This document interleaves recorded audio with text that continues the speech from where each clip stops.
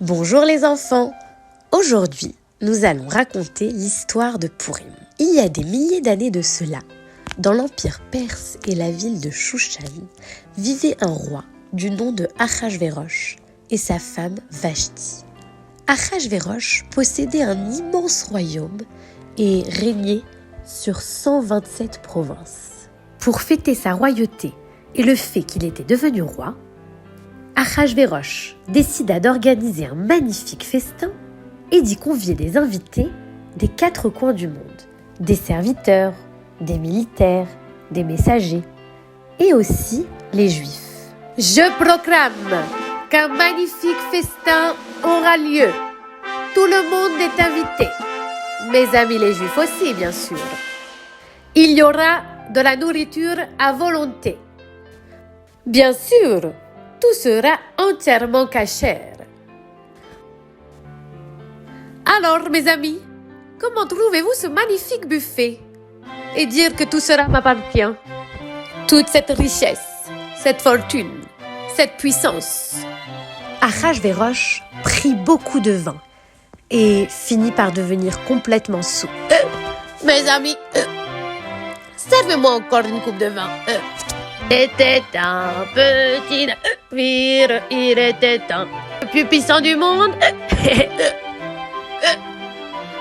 C'est moi, Achashvérosh. Servez-moi encore du vin, vous dis-je. Achashvérosh prit tellement de vin qu'il suggéra quelque chose de très gênant. Il demanda à ses serviteurs de faire venir sa femme Vashti et que celle-ci danse devant tous les invités. Les gardes s'empressèrent d'aller chercher la reine Vashti, mais elle refusa de se présenter devant le roi. « Il en est hors de question. Mais pour qui il me prend? Comment ose-t-il me demander une chose pareille? Dites au roi Achashvérosh que jamais je ne viendrai danser devant lui et ses invités. Il en est hors de question. Ma décision est prise. » dit Vashti. Elle avait donc désobéi aux ordres du roi. Et à cette époque, quiconque désobéissait aux ordres du roi était passible de mort. Achashvérosh se mit alors à réfléchir à une sanction. C'est quand même ma femme Vashti et je l'aime. C'est la reine. Mais il faut que je trouve une punition. Au même moment, son méchant conseiller Aman s'approcha et lui suggéra quelque chose. Aman était le ministre très proche de Achashvérosh et c'était son conseiller. Mais il lui donnait de mauvais conseils car il était méchant. « Eh bien, mon cher roi, elle vous a désobéi et que je sache, c'est très grave de désobéir aux ordres du roi. Vous devriez la condamner à mort, c'est tout ce qu'elle mérite. » Tu as raison, mon cher conseiller fidèle Aman. Je vais changer de reine et Vashti sera mise à mort. Qu'on annonce dans tout le royaume que nous allons procéder à un concours et que je choisirai la plus belle et la plus douce femme de tout le village. Achashvérosh dit donc à tous ses messagers de proclamer qu'il y aurait un concours dans tout le royaume pour trouver une nouvelle femme. Oyez, oyez! Un concours aura lieu dans quelques jours pour choisir celle qui deviendra la future femme et reine du roi Achashvérosh. Quand les jeunes filles entendirent cette annonce, elles se précipitèrent pour se préparer. Elles achetèrent des robes, du maquillage, des chaussures. « C'est moi qui vais être choisie par Achashvérosh. Regardez ma belle chevelure et mes beaux yeux. » « Mais pas du tout pour qui te prends-tu? Regarde ma garde-robe et regarde toutes mes robes. Ne sont-elles pas magnifiques? C'est moi qui vais être choisie, c'est sûr, sans aucun doute. » Parmi toutes ces filles, une seule ne pensait pas à se préparer car elle ne voulait pas tellement se marier avec Achashvérosh. C'était une fille juive qui faisait partie du peuple d'Israël et elle s'appelait Esther. Esther était une grande sadéquette avec beaucoup de qualités, de pudeur. Elle était très discrète et faisait preuve de beaucoup de courage. Elle était remplie de bonté et de bienveillance et elle était très belle. Elle était vraiment d'une grande beauté rare. Le grand jour du concours arriva. Le jour où Achashvérosh devait choisir une nouvelle épouse et une nouvelle reine. Oyez, oyez, qu'on appelle la première dame. Qu'on appelle la deuxième femme. Le défilé commença et les femmes se présentèrent à tour de rôle, jusqu'à ce que Esther s'approche petit à petit de Achashvérosh. Achashvérosh tomba sous son charme immédiatement. Quelle magnifique créature! Que vois-je? Comment t'appelles-tu? Tu es rayonnante, d'une beauté sans nom. Donne-moi ton prénom. Oui, mon roi, je m'appelle Esther. Esther? Mais sans aucun doute, je veux que tu deviennes ma femme et la reine de ce palais. Es-tu contente? Oui, mon roi. Et Achashvérosh choisit Esther pour être sa femme. Personne ne savait qu'elle était juive. Elle devait garder le secret car son oncle Mordechai lui avait demandé. Esther, si tu es choisie par le roi Achashvérosh, ne dis jamais que tu es juive. Ce sera notre secret. Oui, Mordechai, ne t'inquiète pas, tonton. Je ne le dirai à personne. Vas-y. Le roi proclama dans tout le royaume que Esther allait devenir la nouvelle reine. Oyez, oyez, nous proclamons que Esther devient la nouvelle femme du roi Achashvérosh et la reine de ce royaume. Après cette annonce, Achashvérosh décida d'organiser une seconde fois un magnifique buffet en l'honneur de la reine Esther. Ce jour-là, 2 serviteurs du roi s'apprêtaient à tuer le roi Achashvérosh. Ils complotaient contre lui. Ils avaient prévu de mettre dans sa coupe de vin du poison pour l'assassiner. Mais heureusement, ce jour-là, Mordechai se tenait derrière la porte et avait tout entendu. Il y en a marre que Achashvérosh se prenne pour le roi du monde. Il pense qu'il est plus puissant que nous. Mais on va lui montrer. On va prendre sa place. Et il ne se doutera de rien. Qu'en dis-tu, Teresh? Excellent, Bigtan. Très bon plan. Mordechai avait tout entendu. Comment? Je vais vite parler à Esther et lui dire ce que j'ai entendu. Esther, Esther, viens, il faut que je te dise quelque chose de la plus haute importance. Je viens d'entendre Bigtan et Teresh et ils veulent comploter contre le roi. Ils veulent l'empoisonner. Va prévenir Achashvérosh, vite. Oui, Mordechai. Et Esther s'empressa d'aller prévenir le roi Achashvérosh. Mon roi, Bigtan et Teresh, que vous croyez, vos fidèles serviteurs, veulent vous prendre la royauté. Et ils ont comploté pour vous tuer en mettant du poison dans votre vin. Comment? Que dis-tu là? Moi qui leur faisais confiance. Garde! Qu'on me les amène ici. Alors comme ça, vous avez trahi ma confiance. Eh bien, vous allez voir. Qu'on les emmène en prison. Bigtan et Teresh furent pendus. Mais dis-moi, Esther, comment as-tu su qu'ils voulaient me tuer? Eh bien, mon roi, le mérite ne me revient pas. C'est Mordechai qui a tout entendu et vous a sauvé la vie. Mordechai le juif? Eh bien, qu'on écrive dans le livre des annales que Mordechai le juif m'a sauvé la vie. Voilà, ma chère Esther, tu vois, on se rappellera toujours de ce que Mordechai a fait pour moi. Oyez, oyez, que l'on inscrive dans le livre des annales que Mordechai le juif a sauvé la vie du roi Achashvérosh. Et ceci fut inscrit et scellé dans le livre des souvenirs.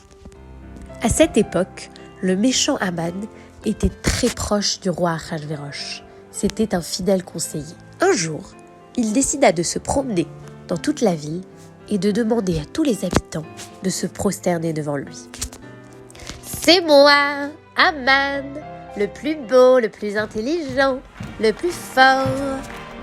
Et aujourd'hui, je veux que tout le monde, sans exception, se prosterne devant moi.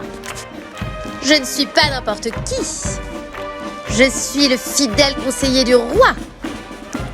Tiens, je vais commencer par toi là-bas. Prosterne-toi devant ma grandeur et ma puissance. Oui, Aman, votre honneur. Je m'agenouille devant vous. Bien, tu peux disposer. Tiens donc. Mais qui vois-je là-bas? C'est Mordechai, le juif. Le juge de la ville des Juifs. Viens donc te prosterner devant moi. Non, Aman, je ne me prosternerai jamais devant toi. Le seul devant qui je me prosternerai toute ma vie, c'est Dieu, Hachem, mon maître, mon père. Seul devant Dieu, je me prosternerai. Mais devant toi, Aman, jamais. Je n'ai pas peur de toi. Et je sais que Dieu me protège. Et protège tout mon peuple.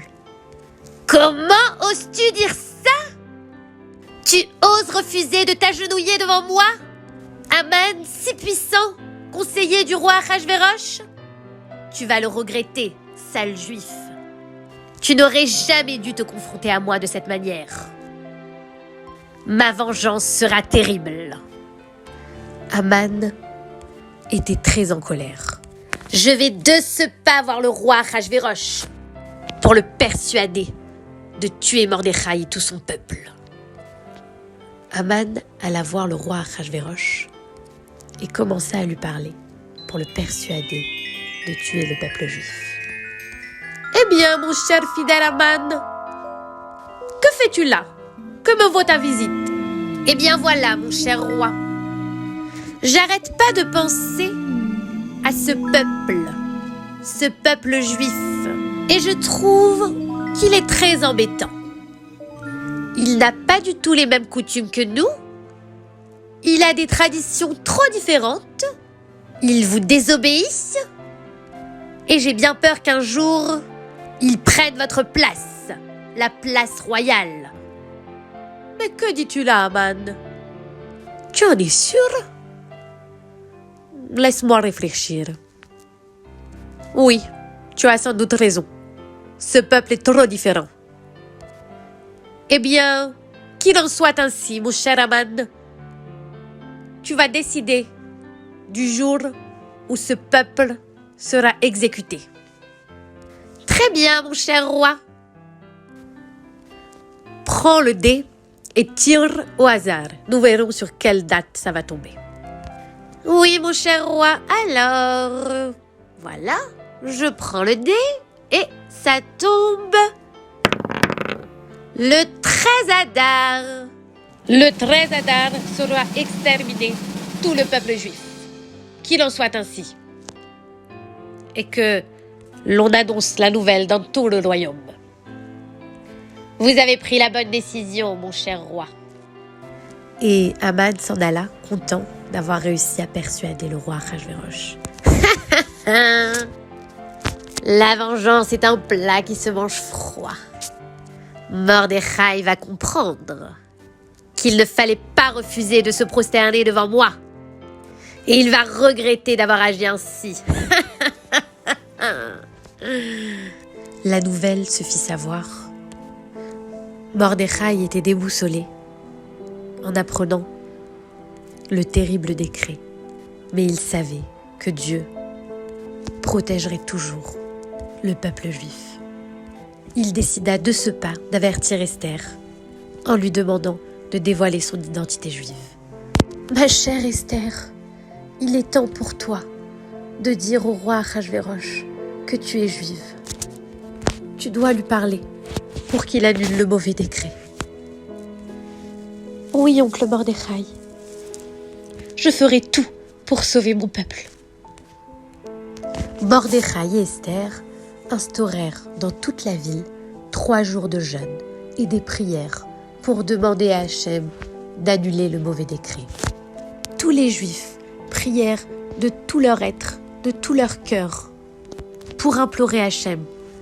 Ils jeûnèrent pendant 3 jours et le 3e jour, Esther décida de se présenter devant le roi Achashverosh. Elle savait que c'était risqué, car quiconque se présentait devant le roi sans y être invité ou convoqué, risquer la mort. Je sais que Dieu est avec moi et je n'ai pas peur. J'ai confiance en Dieu. J'ai confiance en toi, Hachem. Et je sais que tu es avec moi. Je prends le risque d'aller me présenter au roi Achashvérosh sans y être invité. Mais je sais que je trouverai grâce à ses yeux. Esther, qui était très courageuse, se prépara pour aller voir le roi. Elle se vêtit de ses plus belles robes et d'une magnifique couronne ornée de diamants et de pierres précieuses. Elle devait franchir 7 portes avant d'arriver devant le roi Achashvérosh. « J'y suis presque, Hachem, je t'en prie, aide-moi. » Voilà, ça y est, j'y suis. Et elle arriva enfin devant le roi. Il était très étonné de voir Esther, alors qu'elle n'avait pas été invitée. « Esther, que fais-tu là, ma tendre épouse? Je ne comprends pas. Tu sais que tu risques la mort. Comment oses-tu te présenter devant moi sans y avoir été invitée? Je suis très étonnée. Mais tu es tellement belle, ma douce épouse. Ma tourterelle, que je t'aime tellement que je ne pourrai pas te condamner à mort. Dis-moi, que me vaut ta visite? Que veux-tu? Qu'attends-tu? Eh bien voilà, mon cher roi, je voudrais vous inviter à un festin. Vous et aussi Aman, votre fidèle conseiller. Qu'il en soit ainsi, ma chère Esther, nous ferons ce festin. Esther était heureuse d'avoir trouvé grâce aux yeux du roi Achashvérosh. Merci Hachem, merci mon Dieu. Je sais que tu seras toujours avec moi. Je sens ta présence et j'avance avec toi. Je t'en prie, donne-moi les bons mots pour convaincre le roi Achashvérosh d'annuler le mauvais décret. Un beau matin d'été, le soleil brillait. Achashvérosh décida de lire le livre des Annales pour se remémorer quelques souvenirs. Je ne sais pas pourquoi, il y a quelque chose qui me tracasse. Je me souviens que quelqu'un m'avait sauvé la vie une fois, mais je ne me souviens pas comment et qui avait réussi. Garde, emmenez-moi le livre des Annales et lisez-moi toutes les pages, une à une. Oui, mon roi, bien évidemment. Alors, voyons ça. Le 5e jour du mois, il est écrit que vous avez fait une magnifique balade dans les jardins du château. Oui, passons. Et ensuite, là, mon roi, je vois quelque chose de plus important. Il y a écrit que le 7e jour du mois, un juif du nom de Mordechai vous a sauvé la vie et a empêché le complot de Bigtan et Teresh. Oui, c'était donc ça. Mais quand j'y pense, je n'ai pas récompensé Mordechai pour ce qu'il a fait. Quand tout à coup, Aman alla voir le roi. Bonjour mon roi, comment allez-vous? Très bien, et toi mon fidèle conseiller Aman? Dis-moi, tu tombes bien parce que j'ai une question très importante à te poser. Oui, mon roi, je vous écoute. Que ferais-tu pour quelqu'un qui t'a sauvé la vie? Comment le récompenserais-tu? Eh bien, moi... C'est sûr qu'il parle de moi, se dit Aman dans sa tête. Il veut me récompenser, j'en étais sûre. Enfin, le jour de gloire est arrivé. Eh bien, moi, mon cher roi, je le mettrai sur un cheval, habillé de magnifiques vêtements royaux, brodés d'or et d'argent, avec une couronne sertie de diamants, et je le promènerai dans toute la ville pour l'honorer. Mon cher Aman, tu as toujours d'excellents conseils. Exactement. Eh bien voilà, tu vas faire tout ce que tu m'as dit pour Mordechai le juif. Comment, mon roi, que... Mordechai, que dites-vous? Non, ce n'est... Oui, Aman, tu as bien entendu. Pourquoi? Que se passe-t-il? Mordechai le juif, vous voulez dire? Oui, mon roi. Aman, rempli de colère et d'amertume, fit ce que le roi Achashvérosh lui avait ordonné. Et Mordechai se mit sur le cheval et défila dans toute la ville. Hé, regardez! C'est le comble!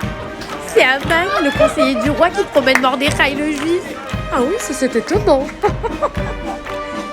Mais quelle histoire alors! Aman qui promène Mordechai. Le comble. Continuez de rire, je me vengerai de Mordechai. Aman était rempli de colère. Et sa haine envers les Juifs ne faisait qu'augmenter. Le jour du festin arriva et Esther s'apprêtait à tout dévoiler à Achashverosh. « Eh bien, mon roi, comment trouvez-vous ce festin ?»« Magnifique, ma tendre épouse. Mais alors, qu'avais-tu à me dire de si important? Dis-moi. »« Eh bien voilà, mon roi, j'ai quelque chose de très important à vous avouer. Je suis juive. Je fais partie du peuple juif. Et un homme veut nous faire du mal, veut nous exterminer, moi et tout mon peuple. »« Ah bon? Qui est cet homme, ma tendre femme? Qui ose s'en prendre à toi? » ?»« Eh bien cet homme, c'est Aman, votre conseiller, qui se trouve là, en face de nous. C'est lui qui vous a persuadé de nous exterminer. C'est un mauvais conseiller. Il ne vous veut pas du bien. »« Comment? Aman, mon fidèle conseiller? C'est lui qui te veut du mal? Ma tendre épouse? Ma gazelle? Ma tourterelle? Mon caramel? » ?»« Ce n'est pas ce que vous croyez, mon roi. dit Aman. Il faut se débarrasser de ce peuple. N'écoutez pas la reine Esther. C'en est trop. Garde, emmenez-le. Je vous en supplie. Pas la pendaison. Je ferai tout ce que vous voulez. Je nettoierai les écuries s'il le faut. Aman fut emmené en prison, puis pendu dans la potence qu'il avait préparée pour Mordechai et Yehudi. Et c'est ainsi, les enfants, que tout s'inversa. Le 13 Adar, qui devait être un jour de deuil et d'extermination du peuple juif, devint un jour de joie et de fête.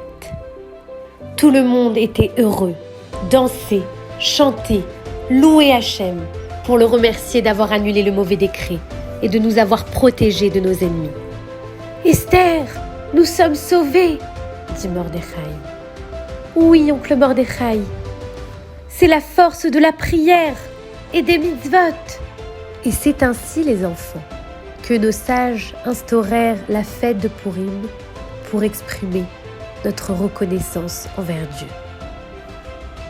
Et surtout que En Mazal et Israël. Il n'y a pas de choses prévues à l'avance dans le peuple d'Israël.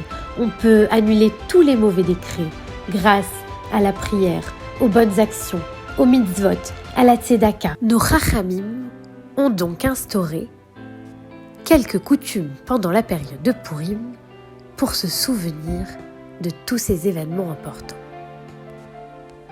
Nous jeûnons, nous écoutons la Megillat Esther, nous nous déguisons, nous faisons la tzedaka, nous offrons 2 mets au moins comestibles à nos amis, Mishloach Manot, et nous nous réunissons autour d'un magnifique michté, un festin, pour exprimer pleinement notre reconnaissance et notre joie envers Akadosh Baruch Hu d'avoir annulé le mauvais décret.